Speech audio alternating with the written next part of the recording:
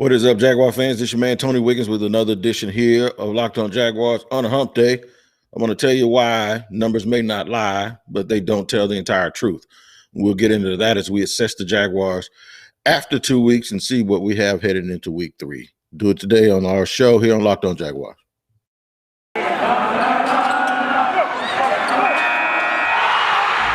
are Locked on Jags, your daily Jacksonville Jaguars podcast. Part of the Locked On Podcast Network. Your team every day.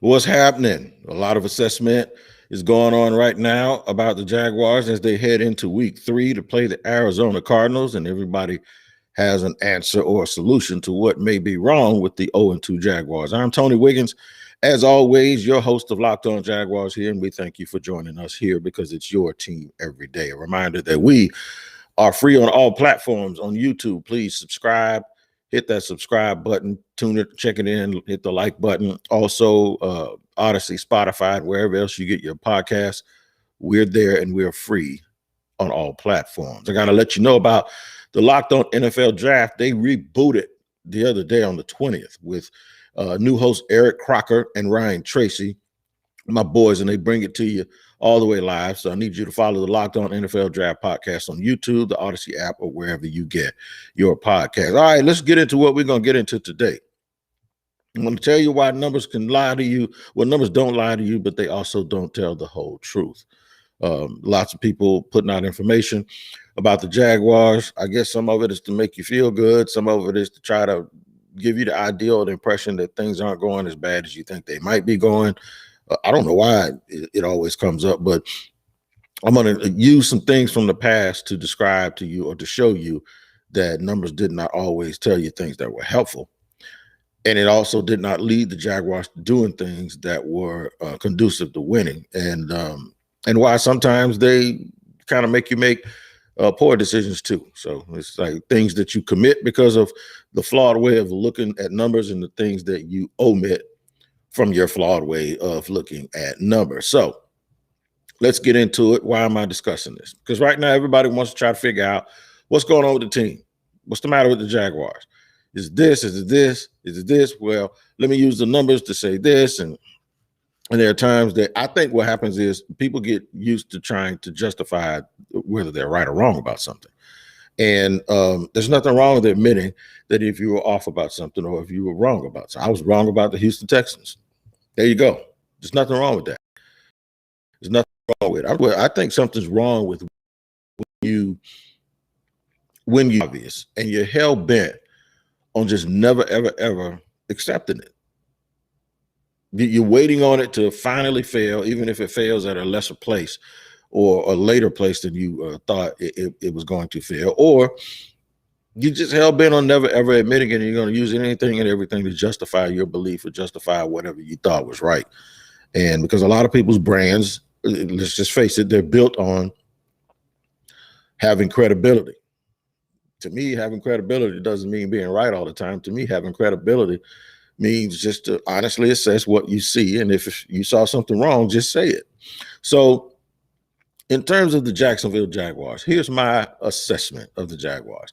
I know what my eyeballs tell me. And my eyeballs tell me they're one of the 2 worst teams in the National Football League. Not going to sit here and sugarcoat it. Do I want it to be that way? Hell no. Did I think it was going to be that way? No. There you go. So right now, I'm already admitting to you that that's not the way that I thought it was going to go. I really didn't. And for those that say, well, they were 1-15 team last year, what did you expect? I expected them to be better because they fired the coach and they fired the entire staff. The same one that we criticized it every week for being inept, for saying that they're going to throw crap on the wall, for switching quarterbacks the way you change socks, for taking a different approach, and for not having a discipline and seeming like the management was saying one thing and the coach was saying another, and then making boneheaded decisions on 4th down and poor challenges and not taking advantage that you had the 2 of the best special teams players in the league and not getting field position. Running that same Otto Leo BS defense forever. We wanted him to get rid of. So with all of those things, You tell me that I expected them, or any of you guys that were criticizing them last year expected them to start the season the same way. No. You got a generational talent at quarterback, even though that quarterback is a rookie. I have news for you. When Gardner Minshew won 6 games as a 6th-round rookie on a bad team, where were you then? Where was the rookie excuse at that point?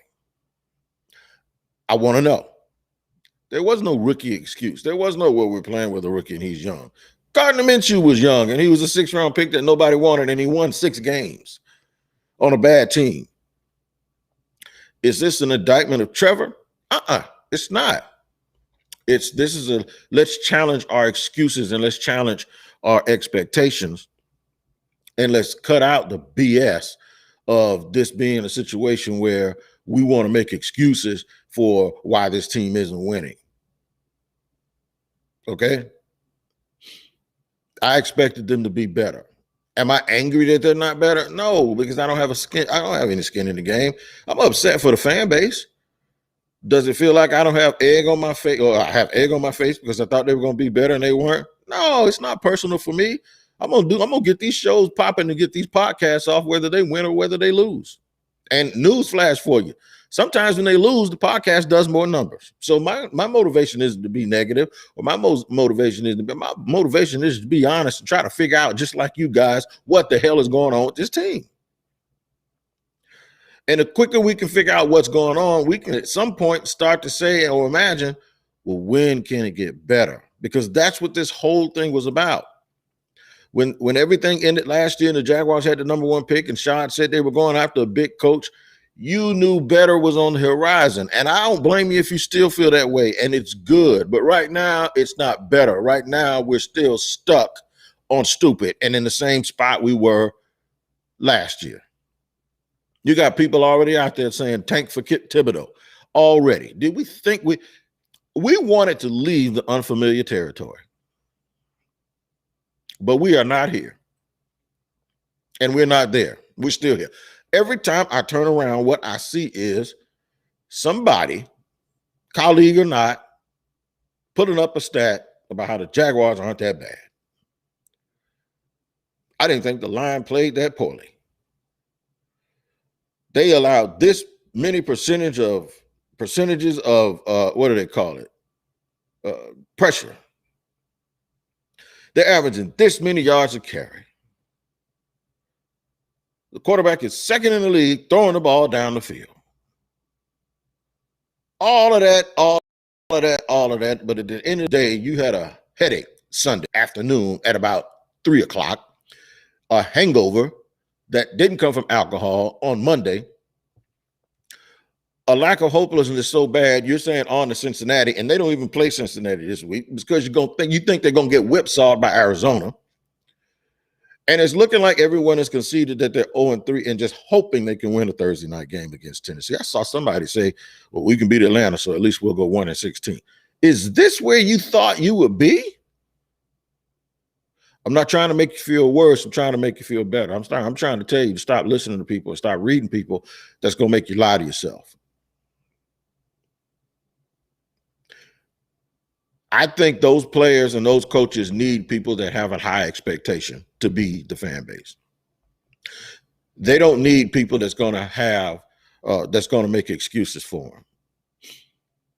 And I think they probably don't even like people like that, to be honest with you. When you're critical of the team, you probably think, oh man, I'm going to make somebody mad. You probably won't be making them mad. You know what they're probably saying? You right. The last thing they need is somebody to sit there and coddle them.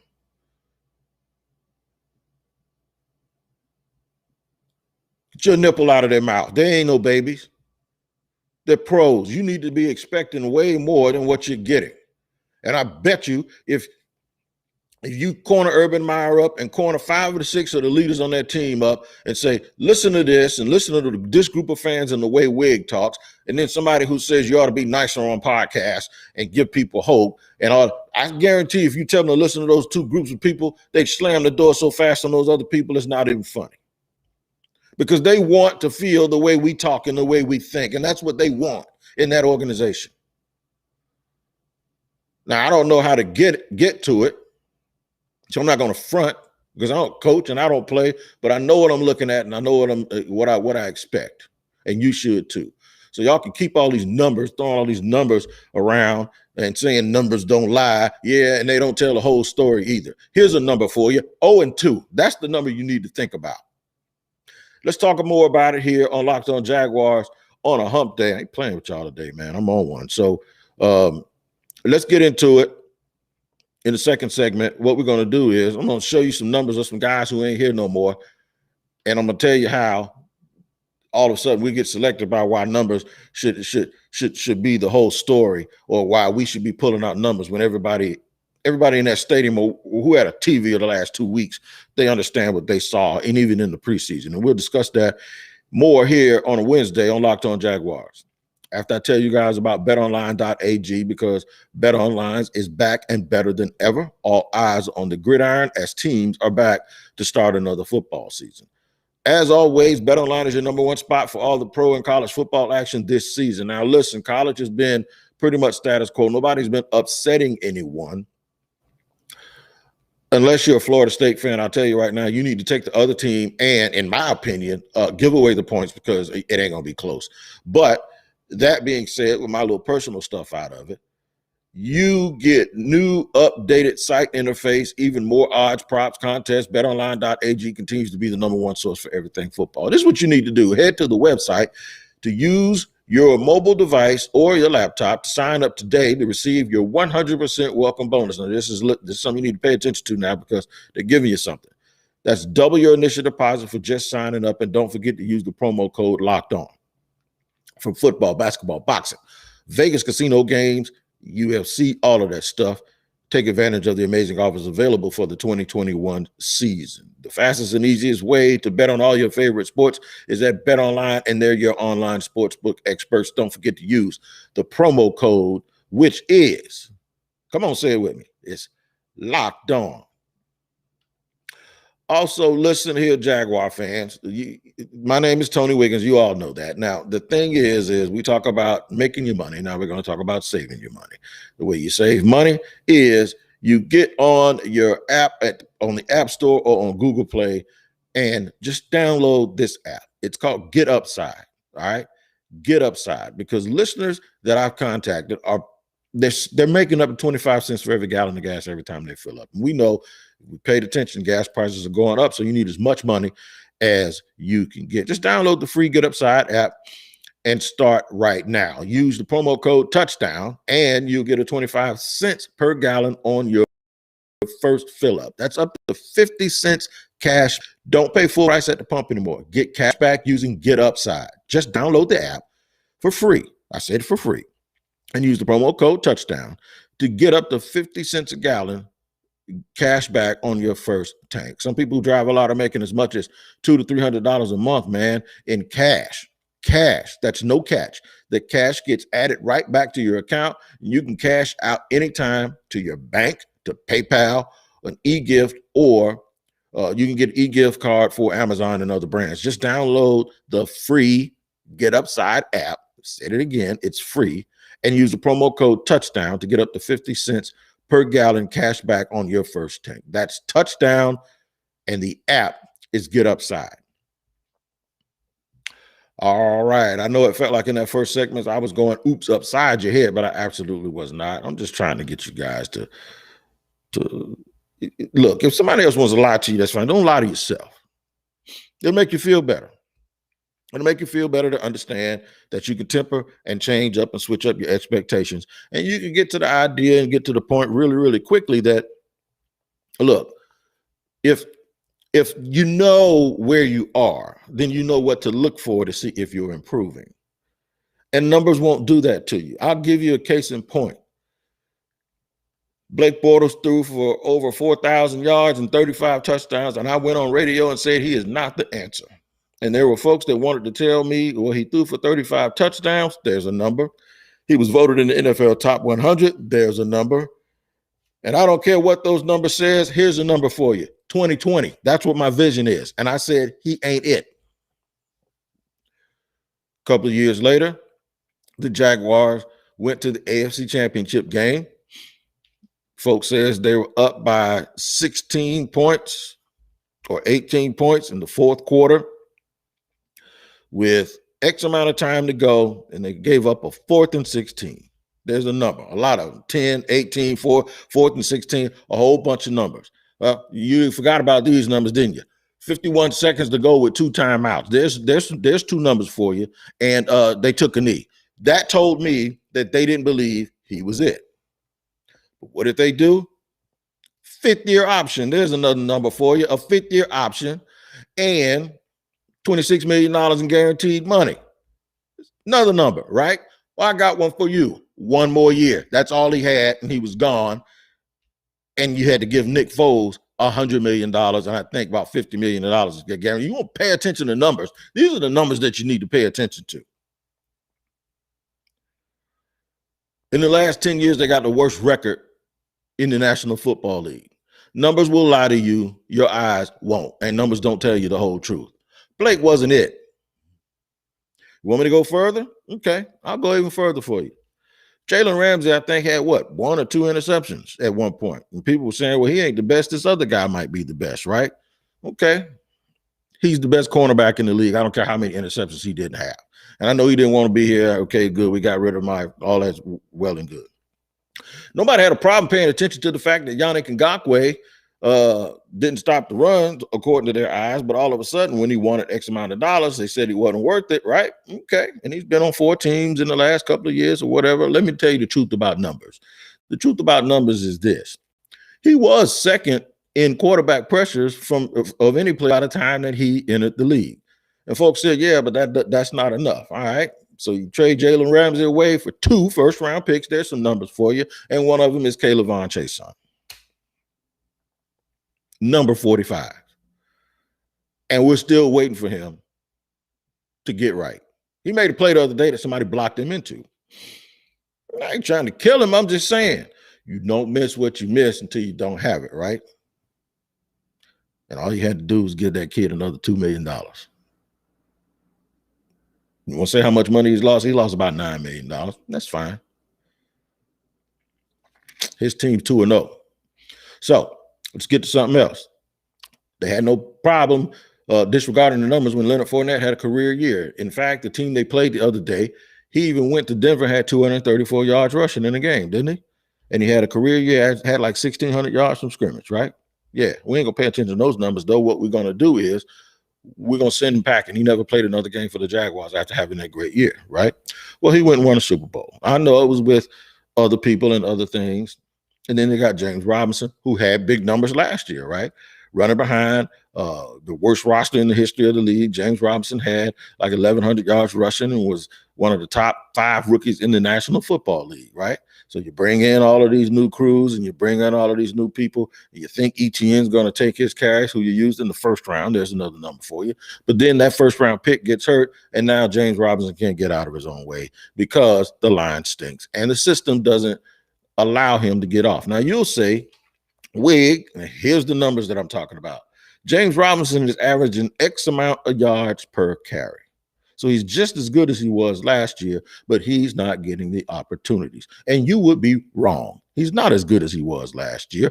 All you got to do is watch. A lot of times when James Robinson gets those yards that he's getting, it's because the team has made a commitment to throw the ball so much that when they finally run it, they surprise people.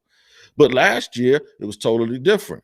They were committed to running the ball last year in a different scheme, which is why Gardner Minshew was probably able to continue to put up those stats. There's another number for you. Gardner Minshew's statistics appear to be those of a guy who was picked in the first round. Don't lie. Look at his stats. They at least appear to be of a guy who could start, right? Do you feel me? Is he starting anywhere in the NFL, and did they replace him with Trevor Lawrence or not? Numbers don't lie, but they don't tell you the whole truth. He ain't a franchise quarterback. So some of these numbers that you're seeing and hearing put out about how the offensive line isn't allowing pressures, that one drives me absolutely crazy. I want to talk about the line in segment number 3. Because just like we're saying, numbers don't lie, but they don't tell the whole truth. The line, there's something I'm going to tell you about the offensive line too. All right, so we're going to give you some truth and some things that we can pay attention to so we can start shifting our focus and stop thinking so much and watching stats. Because there are people, if you listen to them and read them, they're like, oh, it ain't that bad. It is. You're going to mess around and keep listening to that crap, and you're going to be following an 0-17 team, and you're going to be like, we'll be okay. Segment 3. I'm going to give it to you as good as I can, man, in segment 3. And I ain't trying to make you feel bad. I'm actually trying to make you feel sane, because some of y'all probably looking at these stats thinking, well, I must be going crazy because they should be doing so good if I look at all of this stuff. But it just seems like they're just not.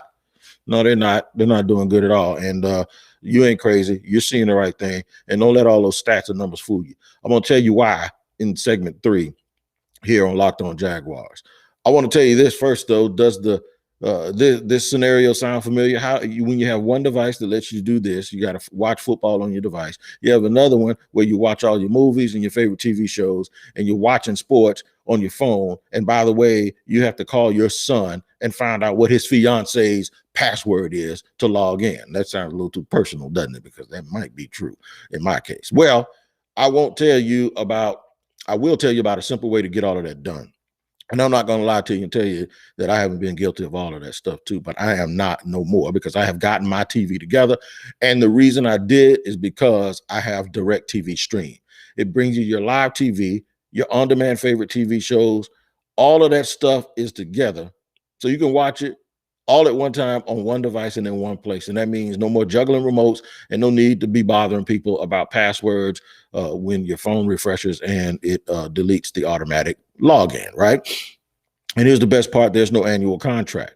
So get rid of the clutter and the confusion and get your TV together. I love that phrase, with Direct TV Stream. You can learn more at directtv.com. That's directtv.com. Compatible devices required. Content varies by package. And we are going to go there and do what? We're going to get our TV together. All right, man. And we got Built Bar on deck. I'm telling you right now, this week there's a limited time flavor, a new one. I told you to pay attention sometimes, and then sometimes they're going to drop something special on you, and they've dropped the cookie dough chunk. Woo, that sounds good. And I'm going to tell you right now, it sounds almost too good to be true, but it's not too good to be true, because the macros in Built Bar are tremendous, because they're packed with protein, they're low carb, low sugar, and low calorie. And you can get 9 delicious flavors normally, but now they got this limited time flavor in cookie dough chunk. So I think I'm going to cheat on the salted caramel this week, and I'm going to try the cookie dough chunk. Salted caramel is just going to have to stand by and just watch me dip my toe into that cookie dough chunk. And you can do the same thing if you go to builtbar.com and enter the promo code locked15, and you'll get 15% off your next order. Now remember, it's locked 15. You're going to get 15% off of your next order at Built Bar. Something else, man. It's something to behold. It's the greatest protein bar ever, and you need to jump in on it right now. Also go on Twitter to @bar_built for all the latest information. Rolling along here, man, on this glorious Wednesday, trying to give you guys some information that's going to help you. I don't want to hear about no quarterback pressures, and I'm going to tell you why. It's a good stat. It's a solid stat. It's true. It's not a lie. If you watch the tape, it's there, right? It's not a lie that the running backs are getting these yards where they're getting these yards. So you ask yourself, is it because Darrell Bevel wants to, and Urban Meyer, they want to showcase Trevor Lawrence so bad, and they want to just put everything on his back? And let me tell you the flip side of that. If they came out here and were running this ball 40 times a game, they wouldn't be getting that many yards. And if they did that too, you know what they'd be accused of? They'd be accused of handcuffing and shackling this young man and being too conservative. If you run the ball all the time, especially if you don't do it from a hurry up standpoint or a no huddle standpoint, and you don't make first downs, you're going to get bashed, because your defense is going to end up spending too much time on the field. The other part of this that these stats don't tell you is Urban says he wants to be explosive and play fast. And if you want to do that, you can't do that being Notre Dame or Nebraska from 1975. It just doesn't work. In fact, you look around at all the real good teams in the NFL, what do? They throw it around or they have Lamar Jackson. The good teams, they either throw it around or they have Lamar Jackson. If you're going to keep up with those teams, you're going to have to score points. If you got to score points, you got to do it in a passing game. If you're going to look at your passing game and evaluate your passing game, you have DJ Chark, who's in the career year, who you want to see what you have. Tony Khan was all over social media saying how they weren't going to ever trade DJ Chark, right? So that means they're going to re-sign him. So now you need to see what he's going to be re-signed for if that's the case.